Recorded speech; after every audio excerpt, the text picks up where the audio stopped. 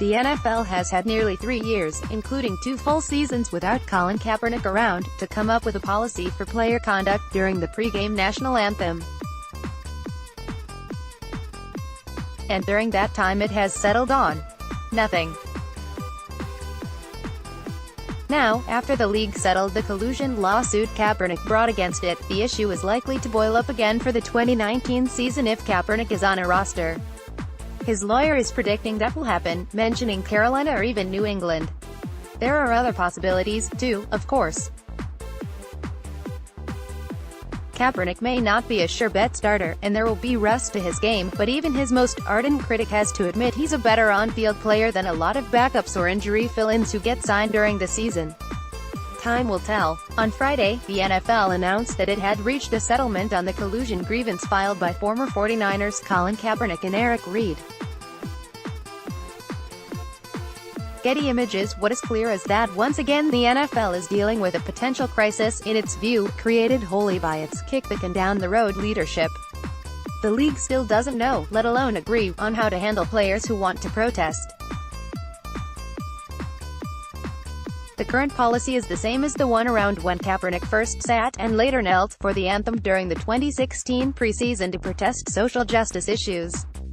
The league was caught flat-footed and unprepared for their reaction. It's no different now. There have been proposals but no agreements that stuck. Likewise, there have been various iterations, even as the practice has all but died out. Sometimes lots of players knelt. Sometimes they linked arms. Sometimes team owners joined them. Sometimes teams tried to stay in the locker room together. There was a short-lived attempt to keep players disinclined to stand for the anthem to remain in the locker room by themselves while the rest of the team was on the sideline, but that was stupid and did nothing to defuse the situation. Staying in the locker room was a protest in and of itself, after all.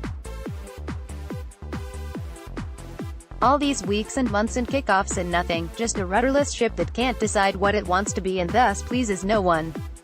There are 2 obvious routes here. The NFL could say it is fine with players and coaches doing whatever they want during the anthem.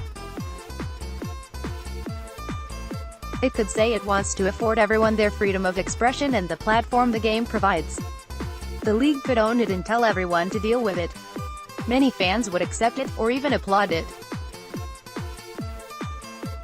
And with the continued expansion of legalized sports wagering, television ratings would likely continue to climb. Eventually nearly everyone would tire of it, and not even grandstanding politicians could whip it up into much of an issue. The problem for the NFL is a significant number of owners aren't fine with allowing anything to happen. Fan backlash, even in dwindling numbers, is extremely concerning to the league. In settling the Kaepernick grievance, it acknowledged on some level that there was merit to the argument that it spent 2 years locking Kaepernick out of the league. Sure, the motivation may have been to hide internal league communication from the public, but a settlement is a settlement. The other option is to go the route of just about every other employer in the country, including, most notably, the NBA, and say that while at work the boss gets to determine certain conduct. If you're a UPS driver, you wear brown and deliver packages. You don't engage in political statements, no matter what the politics are. The NBA is an extremely progressive league with outspoken coaches and players. They are active on social media, in news conferences and community work. About half the league, including megastars such as LeBron James, Steve Kerr and Greg Popovich, routinely criticize President Donald Trump. It's extremely unlikely any championship team will ever visit him in the White House. Yet they all stand at attention for the anthem. The NBA's LeBron James hasn't been shy in expressing political views using his superstar platform. Getty Images, because that's the rule and it's a sensible one. Say and do what you want on your own time when you are a private citizen, but this is what we do at work. The NFL has not adopted that, nor has it embraced the free-for-all. It has done nothing. A vast majority of the public has long ago moved on because almost no one's mind ever gets changed, yet the NFL is still in square one, paralyzed. If Kaepernick is on a roster, then what he does during even a preseason anthem will once again be major news, the kind of major news the NFL dreads. It's all the league's fault though, and it all comes back to a lack of leadership, from the commissioner to various power broker owners.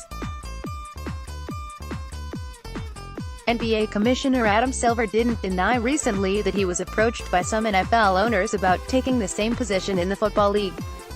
He's sticking with the NBA. That suggests not that owners necessarily agree with the politics of the freewheeling NBA, which plays to a smaller, and seemingly a more politically like-minded fan base than the NFL, but that they crave someone who can solve problems and articulate the plan.